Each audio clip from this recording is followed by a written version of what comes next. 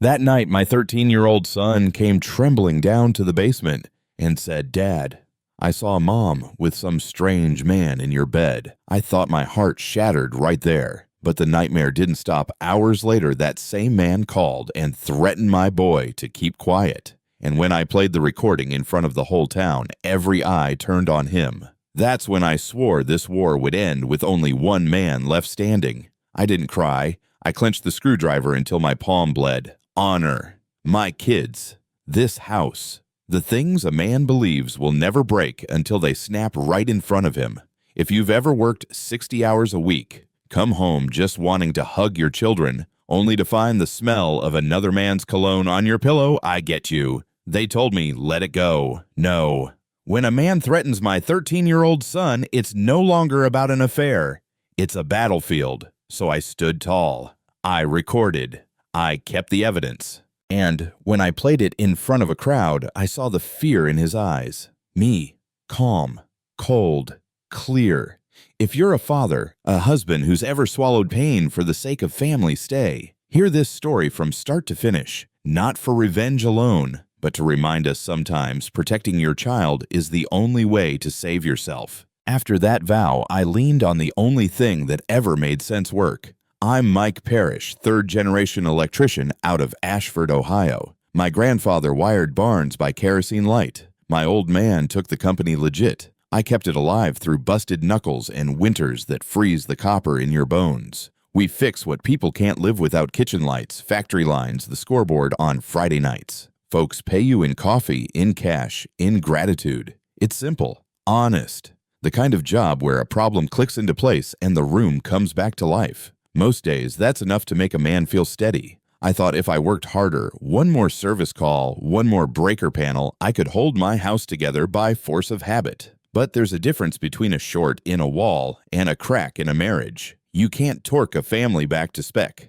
And when my boy came downstairs shaking, I realized the one thing I never learned to fix was the thing that mattered most: home. But a man isn't just his tools. He's the people under his roof. Lauren and I had 16 years of photographs on the mantle. Maddie with grass-stained knees. Jake asleep in a camp chair at a July ball game, birthdays with store-bought frosting because I was late from a job. Our rhythm was ordinary in all the right ways: pancakes on Saturdays. A movie when we could afford it, me stumbling in smelling like dust and metal, kissing foreheads in the dark. Ordinary turns sacred when you picture losing it. And still little signs crept in nights out that ran long: a new dress with no receipt, that inch of space that grows between two people sharing one pillow. I kept telling myself it was a season, busy schedule, stress, it'll pass. Men my age know that lie. We tell it to keep the boat steady for the kids. Then the night came when steady didn't matter because the truth stood blinking at the bottom of the stairs, and I had to choose between denial and being the father my son needed. And whenever my grip slipped, my brother Ryan noticed first. He's been beside me since we were hauling Dad's ladders with arms too small for the weight. Where I'm measured, Ryan's quick. Where I stew, he jokes.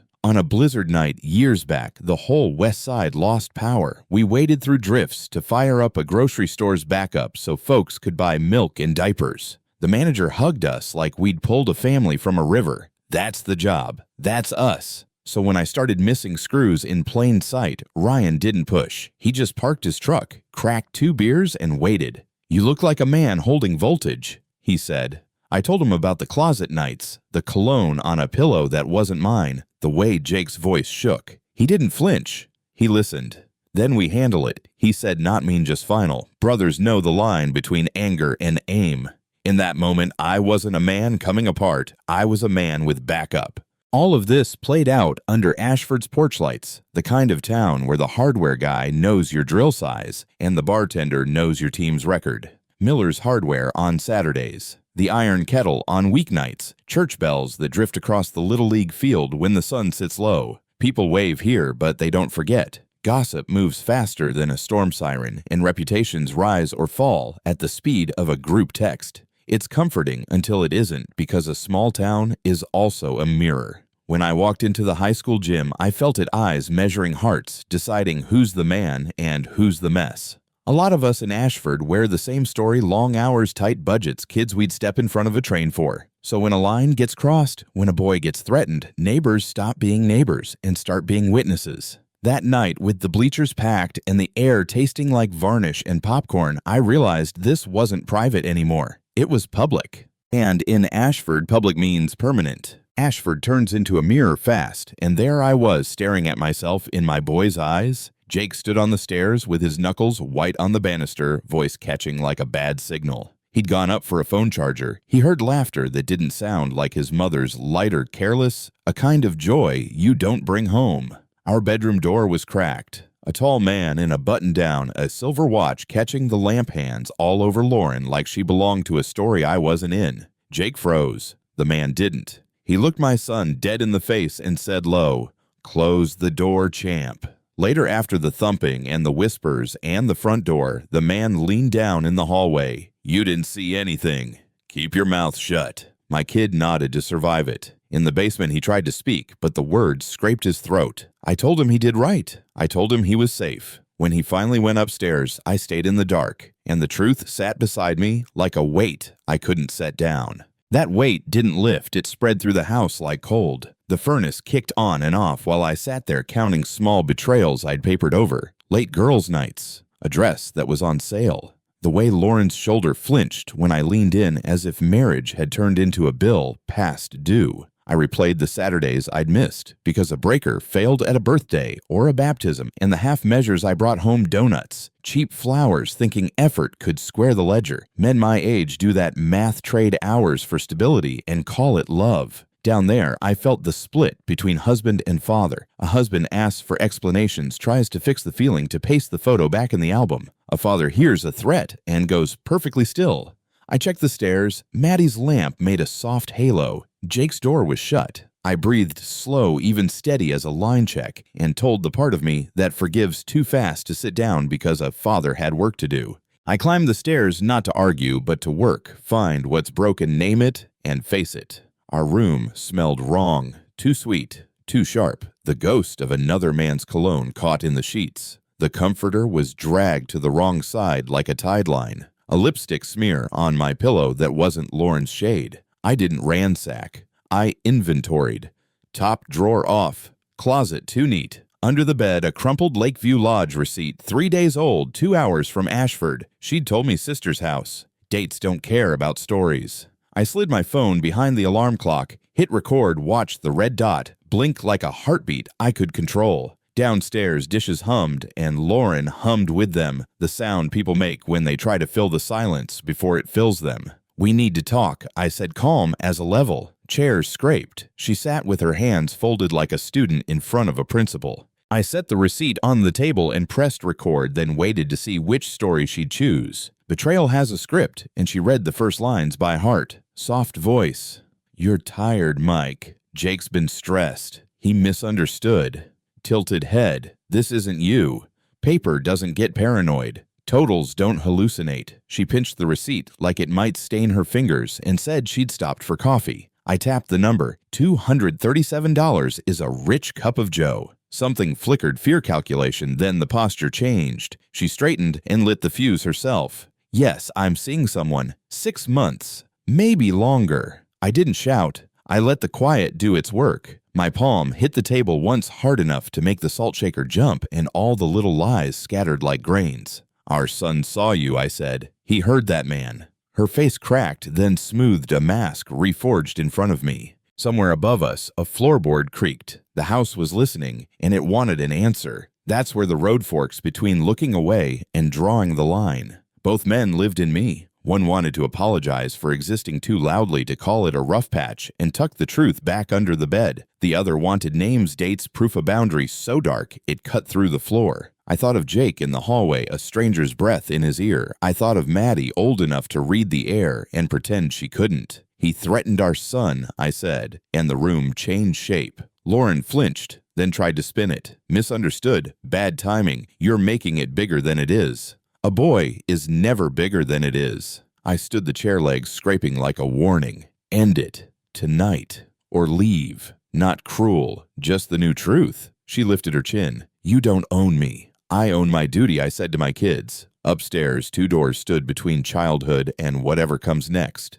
I felt the father take the wheel. The husband sat down. Whether I wanted it or not, the war had begun. If it was a war, I had to start like a soldier, by counting what was real. The room still held the truth in plain sight. The comforter dragged to the wrong side like a tide mark. The ghost of someone else's cologne, sweet and sharp, stuck in the fibers. On my pillow, a lipstick smear, the color Lauren never wore. I didn't rage. I documented. Photos wide and close. Time stamps. A slow walk around the bed like a man circling a crime he didn't commit. Underneath the crumpled Lakeview Lodge receipt, snapped everything into focus, 3 days old, 2 hours away. The same day she swore she was at her sister's. I slid it in a zip bag not because I'm a cop, but because paper is honest when people aren't. Downstairs, I set my phone to record again, a tiny red light that meant I wasn't crazy. The house hummed like an engine at idle. If this was going to take me apart, it would do it with proof, not guesses. And proof has a way of choosing the next move for you. So I made a ledger no husband thinks he'll ever need. Legal pad, black pen, left column dates, times, places. Right column what she said, what actually happened. Receipts, bank pings, the miles on her car when she left and when she came back. I wasn't building a trap. I was building a record my kids could trust if they ever asked what happened to our home. I noted how Jake's hands shook, how Maddie kept glancing at closed doors, pretending not to listen. I wrote down my part, 2 missed dinners, late jobs, the way I sometimes chose overtime over a movie night. Not to excuse anything, but to be clean when I spoke. I moved into the guest room without a speech. I set boundaries without a fight. Kids first, no visitors, no quick stops that stretch past midnight. The pen steadied me in a way anger never could. By the time the heater kicked off again, the page was full, and so was the decision my gut had already made.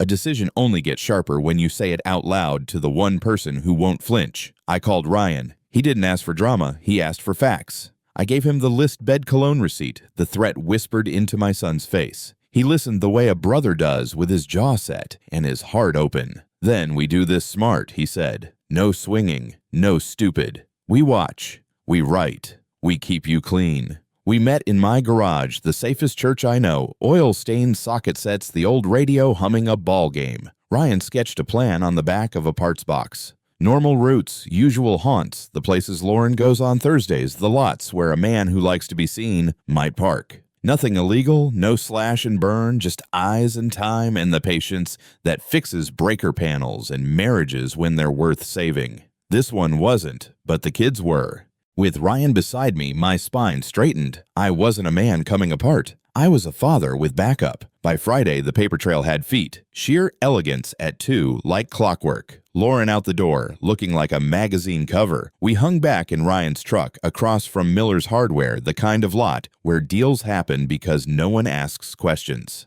10 minutes later, a silver BMW slid in beside her Honda. Tall guy, buttoned down, silver watch that caught the sun the way Jake said it caught the lamp. He didn't climb into the back seat like a secret. He took the passenger seat like he owned the car and the day. I lifted the binoculars and felt my stomach do that drop. You get on a ladder when a rung shifts. Lauren laughed the bright, careless kind my son had tried to describe. They stayed 20 minutes. No kiss, not there. Just the casual touch of people who believe privacy is a favor the world owes them. When he drove off, he looked around the lot like a man checking his mirrors for consequences. He didn't see me. He would. By dusk, resolve clicked inside me like a breaker sliding home. Watching was one thing. Acting clean was the next. I saved the notes, the photos, the plate number. I copied the phone recording to the cloud and a flash drive I'd tape under the workbench if I had to. Then I called Jim Morrissey, the one lawyer I trust to talk plain. Document everything he said. Dates, witnesses, any threat. Protect the kids. Don't give them a single reason to paint you angry. I looked at the guest room where my son had finally slept through a night and felt the right kind of anger, the kind that holds a line, not a grudge. I told Jim I wasn't out to humiliate anyone. I was out to end it fast and fair with the truth on paper and my children safe. When I hung up, the house was quiet, in that way a house gets when it knows the man inside has made up his mind. The next step wasn't revenge, it was daylight. Daylight meant doing it in the open, not muttering in the dark. I found Lauren in the kitchen, wiping a clean counter, the way people do when they're buying time. I didn't corner her. I sat and let the chair legs scrape the tile so she'd hear the choice in the sound. "We need to talk," I said, voice even. She glanced at the clock like there was a better hour to tell the truth. I put the Lakeview Lodge receipt on the table, then set my phone beside it, red light blinking. "I'm not here to yell," I told her. "I'm here to be clear." She smiled, that brittle smile women learn when they've had to charm their way out of bad rooms. "You're tired, Mike." "Jake's anxious." "He misunderstood." I shook my head. "Paper doesn't misunderstand." She looked past me to the window to the yard, anywhere but the proof. For a heartbeat, I saw the woman I married, the one who laughed at bargain flowers and ate cold pancakes so the kids could have the hot ones. Then the moment closed and the conversation began. The first step is softening the edges. "You've been working too much. You're not yourself." Then you tilt the frame. "This feels like a trap. Why are you recording me?" I kept my palms flat the way you do when a dog you love is baring its teeth. "Because memory gets foggy when things hurt," I said. She tried the calendar next. "That was the day I stopped for coffee. I told you I went to my sister's. Why are we fighting about receipts?" Her voice was light, but her eyes were busy tallying exits. I slid the hotel bill closer. $237 is a rich cup of coffee. She let out a laugh that didn't reach her face. "Listen to yourself. This is paranoia." I wanted to argue clever, to bring up mileage and timelines and the cologne soaked into our sheets, but men my age learn that arguing clever rarely changes a thing. So I offered silence and let the evidence make the noise. Denial hates quiet. It runs out of steps when the music stops. Silence did what speeches can't. She picked up the receipt like it might stain her fingers and set it down again. Something in her shoulders dropped the act, the pose, the borrowed outrage. "Fine," she said, steady. "Yes. I'm seeing someone." No stutter, no apology leaking through. The words landed like a brick in a shallow pond. No splash, just wait. "How long?" I asked. 6 months. Maybe longer lived in her eyes, but I didn't need it said. I didn't raise my voice. I didn't ask his name. I kept my questions small and exact, the kind a man can live with after. "Did you bring him into our home?" She stared at the fridge magnets and wouldn't answer, which was answer enough. Upstairs, a floorboard creaked. Maddie moving, maybe Jake turning over the house, remembering it's a house. I felt the father in me take a step forward and the husband take one back. "We end it tonight," I said, "or we start ending us."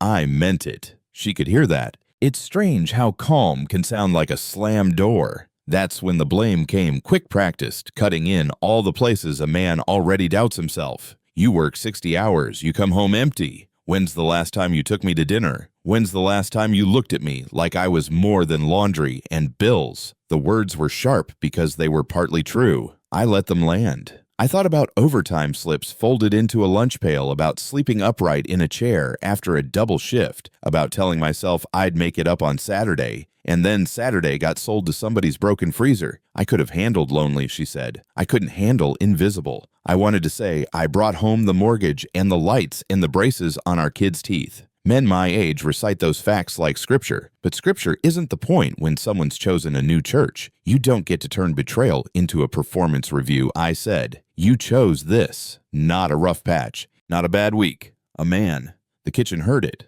So did I. The line was down. She stood there, arms crossed, like she was holding herself together by force. "So what do you want, Mike Flowers?" "An apology." "You want me to beg?" I shook my head. "I want you to end it. Clean. Now. Call him while I listen. Then we figure out the rest like adults, because 2 kids upstairs deserve parents who can look them in the eye." She blinked, surprised by the terms being so simple. "And if I don't?" The air changed temperature. Not a threat, just winter walking through a door. "Then you pack a bag, and we call Jim Morrissey to start the clock. You'll get what's fair. The kids will get what's right." She searched my face for the old version of me, the man who softened, negotiated, looked away. He wasn't home. She reached for the phone, then set it down, defiance crawling back up her spine. "You don't own me." "I don't want to," I said. "I own my duty." Upstairs, a text pinged in Maddie's room. Down the hall, Jake rolled over. The house waited for the answer only Lauren could give. The house waited for Lauren's answer. I stopped waiting. I stepped onto the porch where the night had that clean after-rain smell and called Ryan. He didn't ask for gossip. "What do you need?" I told him receipt cologne. The threat whispered into Jake's ear and heard his voice go steady the way it did when a storm rolled in. Then we do it clean, he said. No cowboy stuff. We watch. We write. We keep you blameless. We set rules that would hold when anger wouldn't know trespassing, no damage, no shouting matches that make kids pick sides. Just facts. He'd bring the truck, I'd bring a thermos and a notebook. We'd start with patterns, sheer elegance on Thursdays, the school lot at pickup, the side streets near Miller's Hardware where people think nobody looks. I hung up and stood there long enough to feel my jaw unclench. Inside the fridge hummed and the clock ticked like a metronome. Whatever Lauren chose to say, I had chosen what to do. The father in me wanted daylight. Ryan would help me find it. We drew it up that night in my garage on the back of a parts box. Ryan sketched routes and times with a Sharpie while the old radio whispered a ball game. Ashford is a small town with predictable rhythms, the salon at 2, the bar, at 6 the grocery store when the coupons hit. We'd park where we belonged, across from Miller's, behind the VFW, near the Little League field, never right on top of anything. I packed the kind of stakeout kit a blue-collar man understands. Coffee, beef jerky, a phone charger, a pen that wouldn't skip. We weren't hunting. We were waiting for people to be who they are when they think no one's watching. Ryan laughed once the dry kind of laugh men use when something hurts but needs doing anyway. We've pulled all-nighters for less noble reasons, he said, and passed me a donut. I checked my ring, still on my finger, out of habit, and slid it into my pocket. The line had moved. I was done hoping. I was ready to know. By Thursday, the plan felt like a ritual. 150 Park, across from Miller's Hardware. 205, Lauren slips out of sheer elegance hair-perfect sunglasses on the kind of shine you don't save for a school pickup. Ryan kept the engine low. We watched the lot breathe, contractors swapping receipts, moms loading mulch, 2 teenagers arguing about a socket set. Then, 218, a silver BMW glided in beside her Honda like it had a reserved spot. Tall guy, buttoned down. A silver watch that snagged the sun and threw it around like it belonged to him. He didn't skulk. He climbed into Lauren's passenger seat with the ease of a man who's been there before. Her laugh drifted through the cracked window, bright, careless, the exact sound Jake tried to describe. They talked with the bodies of people who think luck is a privacy policy, a touch on the knee, a lean in that said more than a kiss would. 20 minutes, then his door opened, and he paused, scanning the mirrors, the storefront glass, the world for consequences. He didn't see us. He would. Ryan didn't need binoculars for the next part. That's Derek Jensen, he said, voice flat. DJ, real estate hotshot. Billboards out by Fox Hollow Estates, always in a golf shirt, even when it's snowing. I knew the type handshake too hard, voicemail too long, the kind of man who tells a waitress to smile. In a town like ours, success wears cologne you can smell from the parking lot. Ryan ticked off what he'd heard at the bar and the hardware store deals that cut close to the bone open houses that felt like stage shows, a way of looking at married women like they were listings. I didn't need the gossip to feel the truth. It was sitting in my wife's passenger seat. I took the plate number, wrote the make and model, noted the time down to the minute. Knowing changes a man's breathing. A stranger threatening my son is a monster. A named man is a problem to solve. I slid the notebook back into my jacket and felt resolve settle like a tool in the right hand. Knowing his name didn't cool me off. It focused me. DJ Jensen wasn't a rumor anymore. He was a route, a schedule, a face that would show up where money and attention gather. I saved the photos to 2 clouds and a flash drive, texted Ryan the plate for his records, and drove home with the kind of quiet men keep for funerals and courtrooms. The kids were doing homework. Lauren was humming in the kitchen like Thursday was just Thursday. I set my notebook on the workbench and stared at the page where I'd printed his name, neat, centered, undeniable. This wouldn't be about keying cars or shouting matches in parking lots. Jim Morrissey had said, "Stay clean." I intended to. Clean doesn't mean soft. It means daylight. It means bringing the truth where small towns make decisions in bars, in bleachers, in rooms where folks nod if they believe you. I closed the notebook and felt the switch inside me settle all the way home. I wasn't guessing anymore. I was moving. And DJ, he was about to learn how small Ashford can feel. And in a town this small, the next step is always a person. For me, it was Kayla Morrison, bookkeeper to half of Ashford and bartender at the Iron Kettle 2 nights a week. She doesn't spread rumors. She curates them. I slid onto the stool and ordered coffee I didn't need. Kayla watched me the way nurses watch a waiting room. You found a name, she said. I nodded. Derek DJ Jensen. She didn't blink. Figures. Then came the files she keeps in her head closings that went sideways, foundations that must have settled a listing that looked better online than in daylight. More important than bad business was the pattern: women with rings, kids in travel teams, husbands who work late.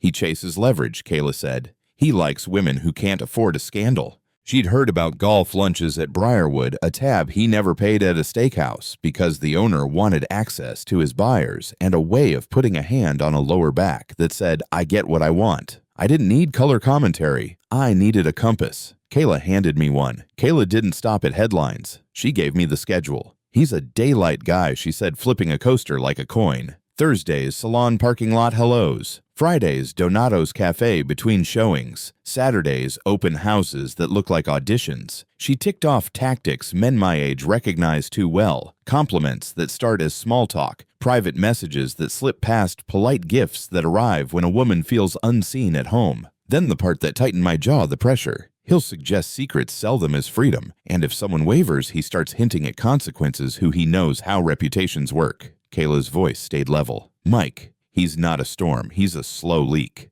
He ruins what holds the family together and blames the humidity. I pictured Jake on the stairs, that silver watch, catching lamplight, the laugh I could still hear in the kitchen. This wasn't one mistake. It was a machine. You want names? Kayla asked. No, I said. I want daylight. She nodded like I'd answered a test. Then build clean. He's allergic to it. The plan in my head started writing itself, so I put it in writing the way a man does when he's done improvising. Rule 1, stay legal, stay calm, stay recorded. Rule 2, kids first, always. Rule 3, truth travels faster when you don't push it. Bars, bleachers, break rooms will do the work if you show your homework. I organized a packet. The Lakeview Lodge receipt, time-stamped photos, the license plate, the phone threat saved 3 ways. I added a list of places where people decide who to believe. The Iron Kettle, the school gym, the Union Hall, the hardware store counter, where men talk straighter than they pray. I flagged the state real estate board and prepped a complaint with Jim Morrissey's language, not mine. No adjectives, only verbs that hold up. I wasn't out to humiliate anybody. I was out to end a pattern before it took root in my house. If DJ kept his distance, we'd dissolve it quiet. If he pushed, we'd go public, clean, factual, unavoidable. I closed the folder and set it on the bench like a lunch pail. A promise packed and ready. But a promise needs rehearsal. I ran the route with Ryan Shear, Elegance Miller's Hardware, the back row of the school lot, never closer than we'd park on a normal day. We spoke in short sentences. Men understand, you drive. I note, we're done. Back home, I made 3 backups, cloud thumb drive, and 1 copy inside a freezer bag under the workbench. I printed the transcript of the threat and read it out loud once to hear how a gym full of parents would hear it. Not for drama, so I wouldn't fumble when the moment came. Ryan checked the truck gas, full jumper cables, blankets, the ordinary kit that gets families through bad weather. No hero moves, he said. We let the facts do the swinging. I could feel my breathing settle into that pre-storm rhythm I know from outage nights, calm, methodical, focused. The plan wasn't a weapon, it was a light switch. Flip it, and people would see. I looked at the packet, then at the stairs where my kids slept, and felt something like steel click into place. So the first move wasn't a scene. It was a conversation where conversations echo. I took the packet to the Iron Kettle at 5:30 the hour, when work boots and button-downs sit on the same stools. I didn't wave papers or name names. I set my phone down and let a friendly group hear 30 seconds, the part where a man threatens to make a family's life very unpleasant.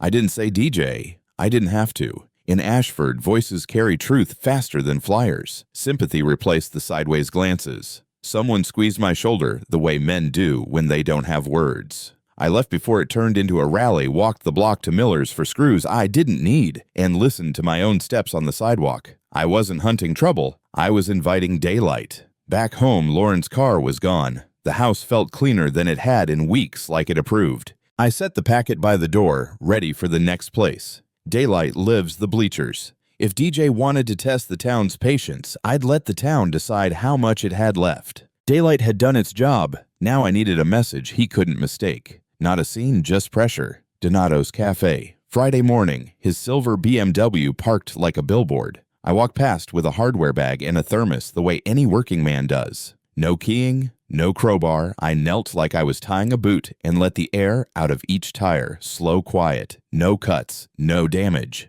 Annoyance, not a felony. Then I slid a note under the wiper. You picked the wrong house. A concerned father. My pulse stayed steady the way it does on a roof in wind. I'm not proud of it. But men like DJ understand inconvenience before they understand conscience. I got in my truck, checked the time, and drove to a job where a school gym needed lights before tip-off. On the way, I rehearsed the only line that mattered if he called, "I'm at work." Want to talk to the lady whose attic I'm wiring. If this game was going to be played, it was going to be played on my terms, quiet, controlled, and easy to explain in any room that mattered. An hour later, my phone buzzed while I was labeling a breaker. Unknown number, expensive. Anger humming under the first hello. I let it go to voicemail, let the second call ring twice, then answered with sawdust in my voice. Perish. The silence before his breath told me enough. DJ had found the note, and his morning had gone sideways. "You think this is a joke," he said tight. I looked at the gym clock and tapped record. "Who is this?" I asked. He bit down on his name like it cost money to say. "Stay away from me and my property." Property. Interesting word for a man who parks in other people's marriages. I kept it calm, all alibi and daylight. I told him where I was offered a witness Mrs. Patterson PE teacher clipboard in hand. He didn't want witnesses. He wanted fear. "You listening, big man? This ends now, or I make your life very unpleasant." There it was. Clear, clean, and mine to keep. I thanked him like he'd just approved a work order. Hung up and let the red dot blink a few seconds longer for good measure. Threats don't hit the same when you've got them time-stamped. I played the clip once with the gym lights buzzing, then saved it to the cloud to my phone and to a thumb drive I keep taped under the workbench for storm season. I texted Ryan, "Call recorded." He blinked first. He answered with a thumbs up and a reminder, "Stay clean." I called Jim Morrissey next. He didn't waste words. "Back it up 3 ways. Send me a copy." No response beyond the facts. If he calls again, you say, "Is that a threat?" And let him do the rest. Simple as tightening a loose lug. I stood in the bleachers a minute and watched 2 janitors set out folding chairs. Ordinary life kept going, which felt like permission.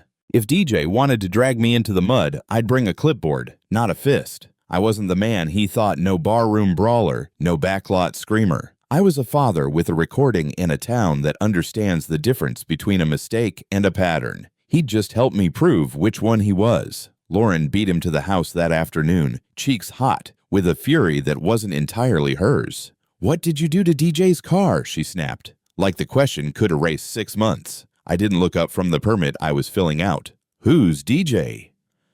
The name tasted like a confession.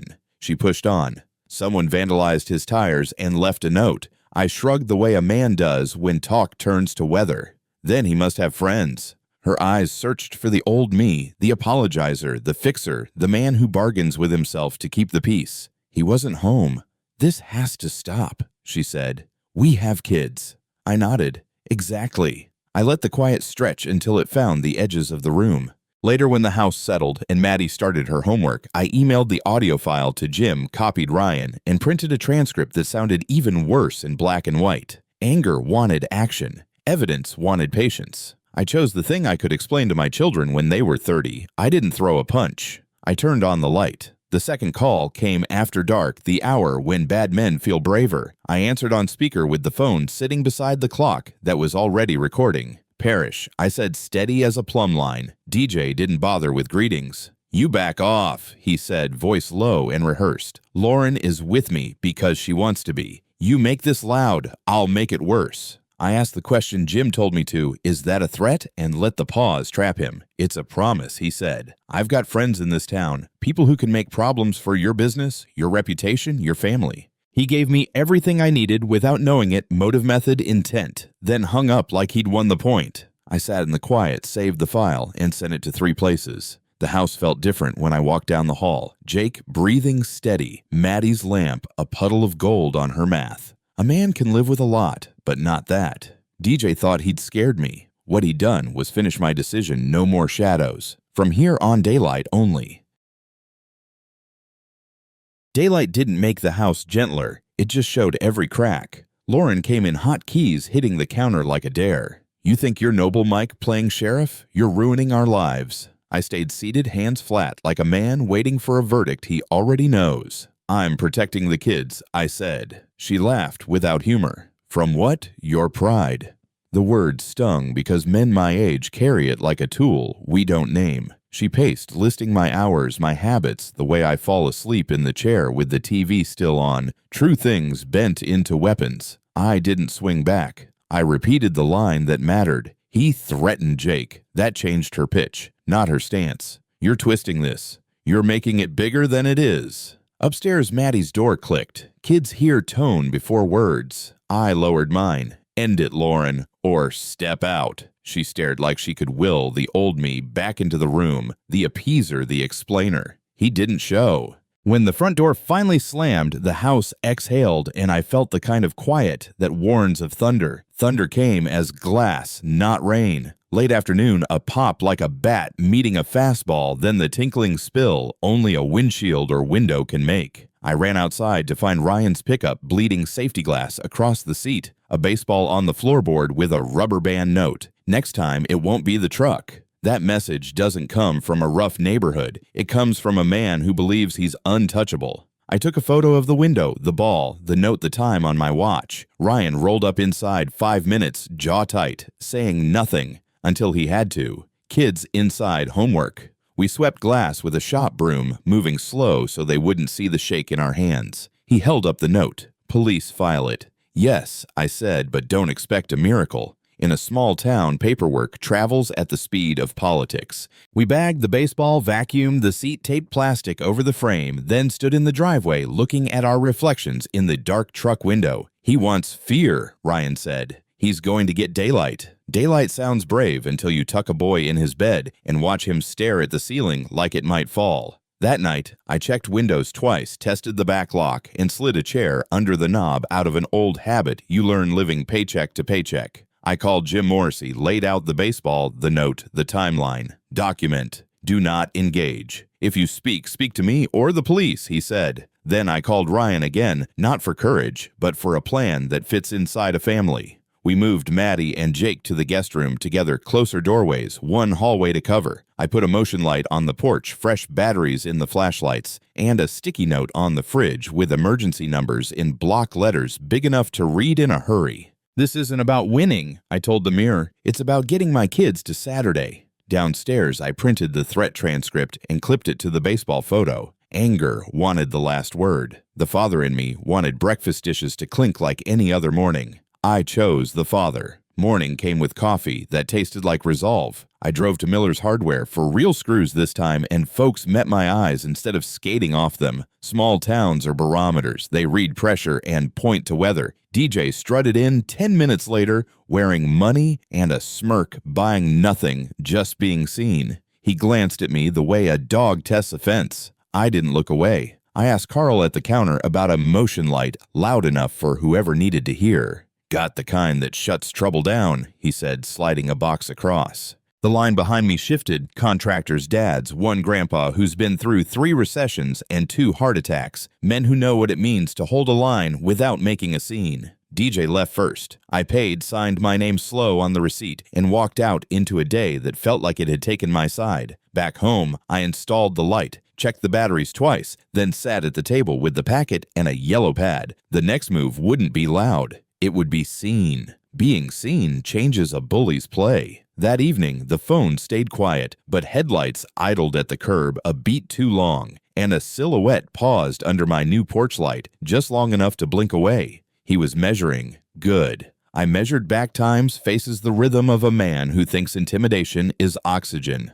Lauren came home late, eyes red mouth set. This is out of control, she said. You're making it worse. I didn't point at the porch or the plastic taped to Ryan's window. I pointed at the truth we both knew. Tell him to stop calling. Tell him to stay away from my house and my children. She looked at the carpet, then past me, like the answer might be folded into a throw pillow. He won't like that. That's the point. After the kids were asleep, I walked the block 2 mailboxes down and back so the night could see I wasn't hiding. When I returned, the motion light caught me square bright as noon. I stood there until my eyes watered, letting daylight burn a path for what had to come next. That porch light burned a path, and it led one place, Fox Hollow Estates. I called Ryan and didn't dress it up. No noise. No damage. We deliver daylight. He answered like a foreman copy. We weren't going to win a shouting match in a parking lot. We were going to hand him his own words where pride lives his front door. The rules held: stay off the drama, stay on the record, get in and get out.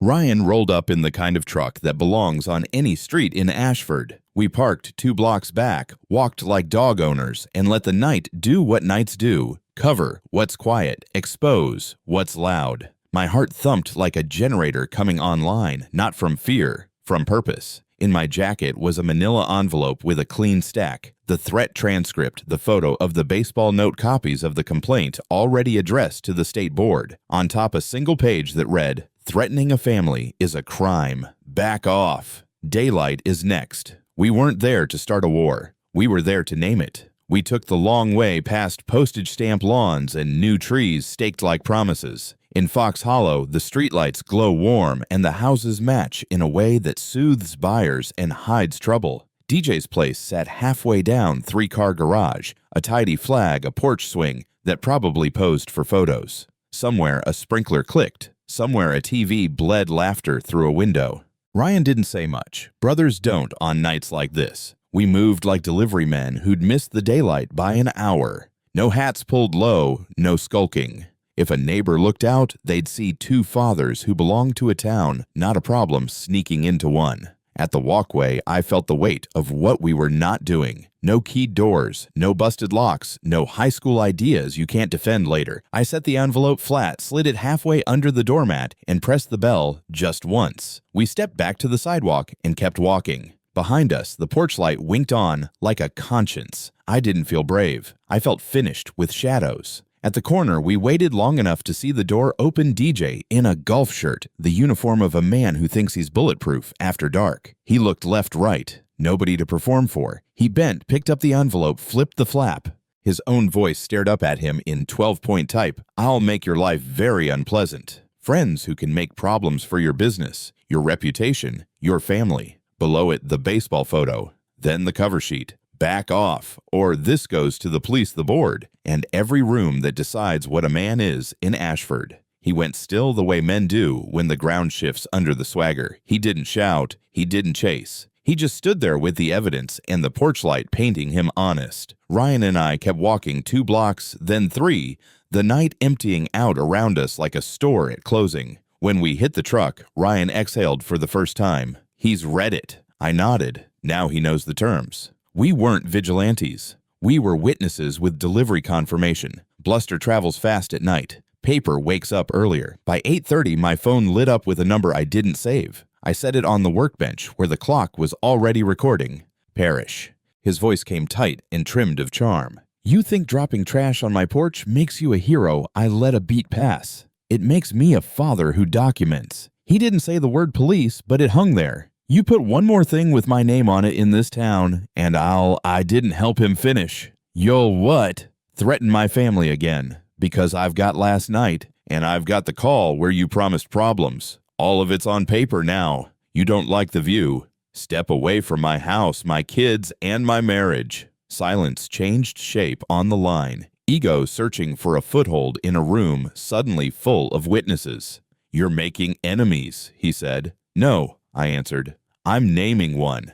I saved the file, emailed Jim Morrissey, and texted Ryan one word: confirmed. Daylight had a pulse, and it was louder than his swagger. By lunch, the envelope had done what fists can't. Kayla texted that the iron kettle was humming no names, just that a real estate guy looked pale at opening time. At Miller's, 2 contractors talked about the board, like it was already reading something. I didn't fan the flames. I stacked receipts at the shop, checked a service panel, and turned my phone face down so I wouldn't chase noise. Lauren came by for the mail, eyes darting like the room had a new shape. "What did you do?" she asked. I told the truth where it counts. I said, "Now he can choose." She swallowed whatever defense she'd rehearsed. Choices have a way of stripping speeches down to yes or no.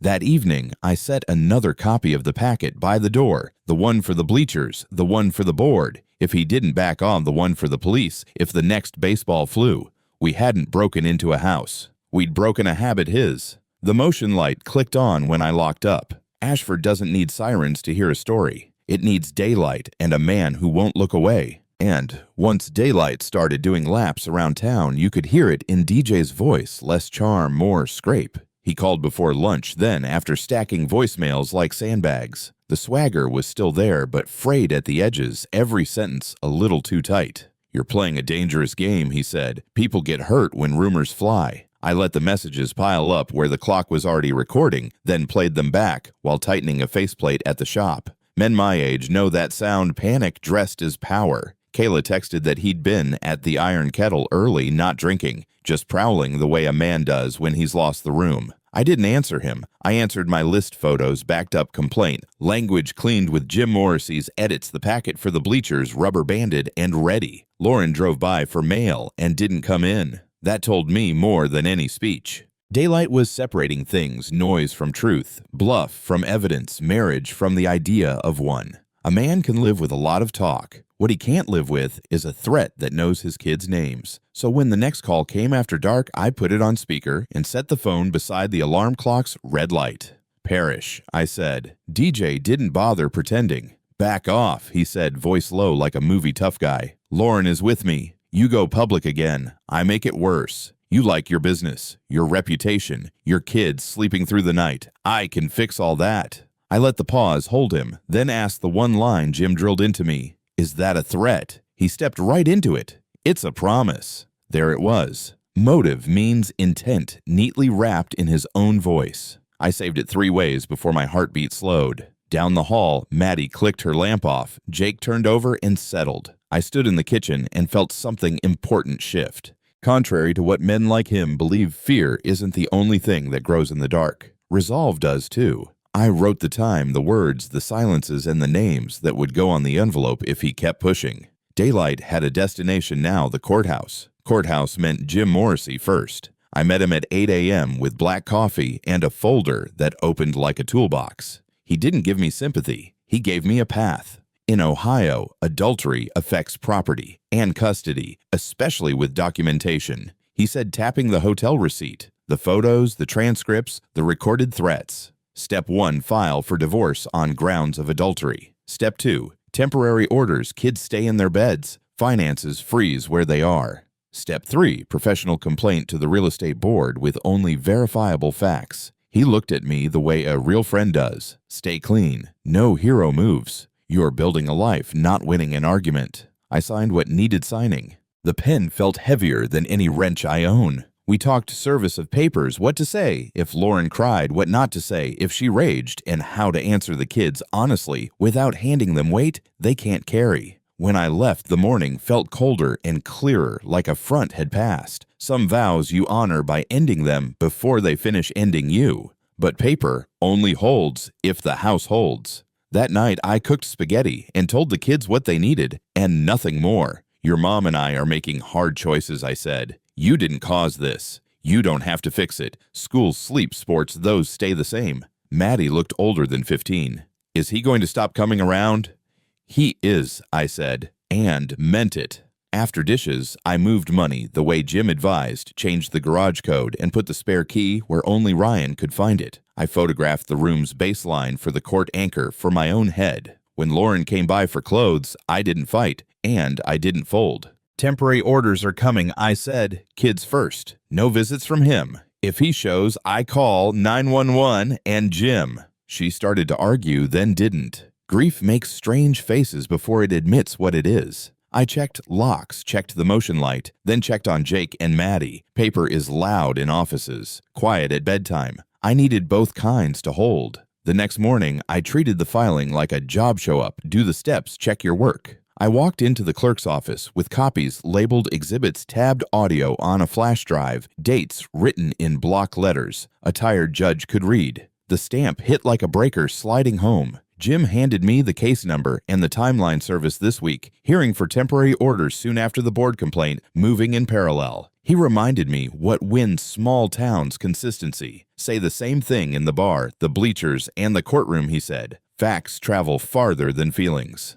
Outside, Ashford felt smaller and kinder. Same trucks, same coffee. But now I knew which rooms the truth would need to visit. I texted Ryan, filed. Kids stable, moving forward. He replied with an address for a locksmith who works Sundays. Back home, I set the stamped packet on the table and listened to the house breathe. This wasn't revenge, it was maintenance. You don't argue with a short. You trace it, prove it, and you fix the line so the lights stay on. If filing was flipping the breaker, the next room Daylight had to visit was the one where stories get wired into a town, the Iron Kettle. 5:30 work boots and button-down sharing stools. I didn't wave papers or name names. I set my phone on the wood and let 30 seconds play the part where a man promises to make a family's life very unpleasant.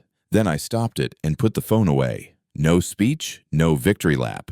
Just quiet. Men my age know the sound of a line crossed. You can feel it in how a room exhales. Kayla didn't pour me anything I wasn't buying. She just nodded like a nurse checking a pulse. A contractor squeezed my shoulder. A granddad in a seed cap said, "Sorry you're walking through it, son." I left before it became a crowd. On the sidewalk to Miller's, I listened to the town's hum change keys. Daylight didn't need a billboard. It needed ears. Back home, I slid the packet by the door, labeled bleachers. Filing kept the lights on. Community would decide who'd been shutting them off. The next day, the job took me to the school gym rewiring lights that hum over volleyball games and winter concerts. Parents hovered by trophy cases, kids dragging backpacks like anchors. Principal Whitmore asked how we were doing, and I let my voice carry just enough for the folks nearby. "Hard week," I said. Harder when a grown man threatens a kid for seeing what he shouldn't have to see. Heads turned. I didn't name names.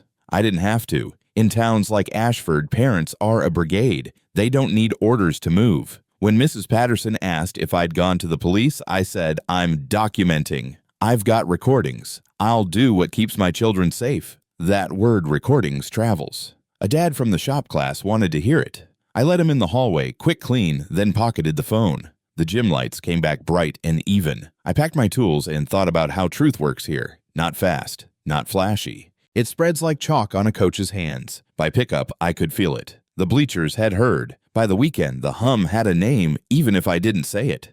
DJ walked into Donato's cafe still dressed like a billboard, but the posture had changed. The room didn't bend. It stiffened. Men he'd sold houses to stared at their cups. Two moms from Travel Ball fell quiet mid-sentence. You can tell when a town is doing the math, kids' threats, a voice on a phone, and deciding what kind of man it will tolerate. At Miller's, Carl didn't gossip. He asked if I needed more motion lights. At the Union Hall, someone said, "Heard there's audio," and left it there. Kayla texted that folks were using the phrase, "not a rumor," like a stop sign. I kept my head down, service calls, invoices, spaghetti at home, because Daylight doesn't demand attention. It holds it. Still, the shift was real. DJ had been the loudest guy in half the rooms in Ashford. Now rooms swallowed his voice and fed the silence around it. You don't have to smear a man who writes his own label. You just have to read it where people can see. The first real test came at Maddie's volleyball game. Bleachers full varnish and popcorn in the air. I sat opposite Lauren, kept my eyes on the scoreboard. Halfway through the second set, DJ slid in beside her like he belonged there. The audacity tightened my jaw, but the plan didn't change. Daylight, not drama. At the break, I crossed the gym.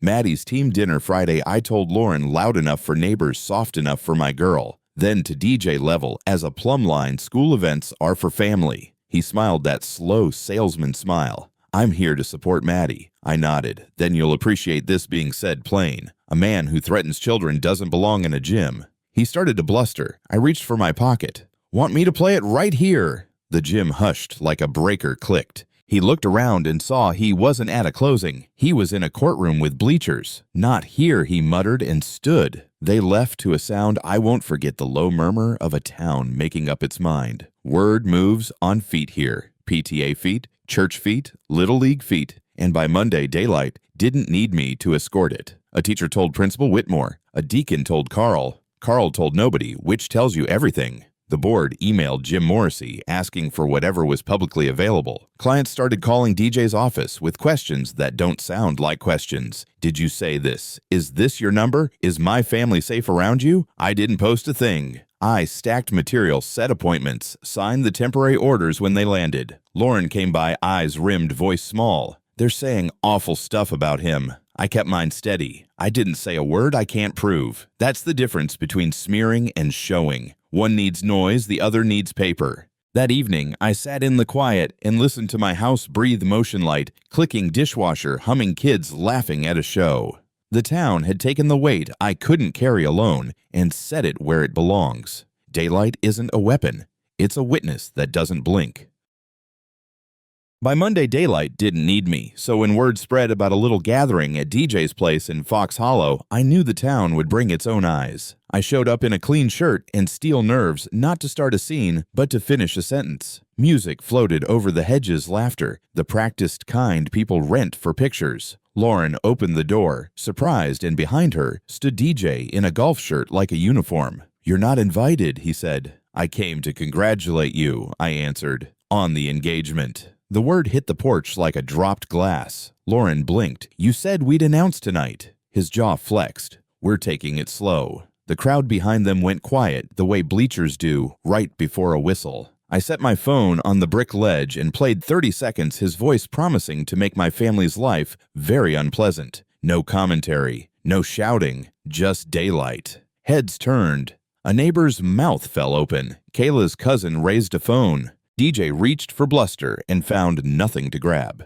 In a town like ours, the room is bigger than any man. Silence did what speeches never could. Lauren searched DJ's face for the script she'd been living inside. He gave her what men give when cornered, the truth he meant to keep private. "I never said engaged," he snapped. "This was fun. Don't make it more." The word fun ricocheted against headlights and porch columns like a bad joke at a funeral. Someone whispered, "That's his voice on the recording, right?" DJ tried to play tough. "You're finished, Parrish. We'll let the board decide I said calm as a level." The porch crowd wasn't drunk anymore. They were sober witnesses. A dad from travel ball folded his arms.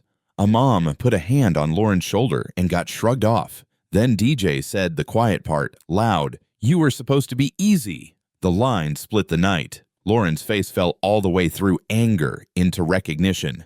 The woman who'd traded her house for a fantasy stood staring at the receipt. I didn't gloat. I picked up my phone, pocketed the proof, and nodded to the neighbors I'd have to see at the hardware store. Public isn't loud here. Public is permanent. The rest move fast because a town that smells a lie won't hold its breath. DJ lunged a half step, then stopped. Too many cameras, too many witnesses, too much porch light pouring truth on a face built for showrooms. I didn't move. I didn't have to. A neighbor cleared his throat and asked, "You going to threaten kids again?" Another said, "Or just call the board. Now." DJ's mouth worked with no sound. Lauren tried a rescue that wasn't there. "Mike, please, I'm done talking, Lauren. To both of you, I said, and let the quiet carry it." Then I turned and walked back through the neighborhood where the same porches would hold birthday candles and 4th of July chairs, feeling every pair of eyes make a small private decision. At the truck, Ryan didn't high-five or curse. He handed me a bottle of water and said, "You kept it clean." The phone in my pocket was warm with recordings, timestamps, and names. I'd brought daylight to the only room DJ ever truly cared about the crowd. He'd spend months pretending it didn't happen. The town wouldn't. By Sunday, consequences had legs.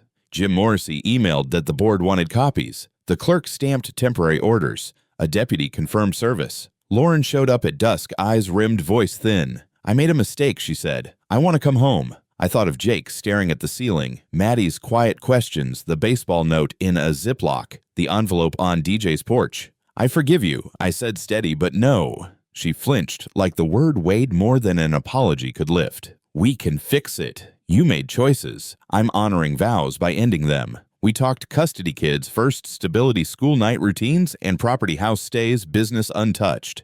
She nodded because paper and daylight leave less room for fantasy than love ever did. After she left, I signed what Jim put in front of me, called Ryan to say filed and firm, and cooked spaghetti while my kids argued about garlic bread. That night, the motion light clicked. The dishwasher hummed and the house breathed like a thing repaired. I hadn't won a feud. I'd protected a family in the only way a man can clean calm and in the open. Clean, calm, open. That's how we lived. And time did the rest. 3 years later, the house hums with ordinary miracles. Maddie tying her varsity warm-ups, Jake to his friends, now handing me a nut driver before I ask Sunday pancakes that actually make it to Sunday. Parish Electric runs steady. We sponsor the Little League lights we once fixed at midnight. Every now and then, a neighbor mentions a realtor who left town owing favors. I just nod. DJ is a rumor with no forwarding address. Lauren sends holiday cards from smaller apartments and quieter plans. The kids answer politely and hang their coats in the same hallway they've always known. I used to think justice would sound like a gavel. Turns out it sounds like a dishwasher and laughter at the same time. I tell my crew this when we button up a panel. Sometimes to fix what's broken, you have to let it burn and build it right from the studs. That's the message. And here's the choice I leave with you. If you were me, do you forgive and fold or stand up and protect your family?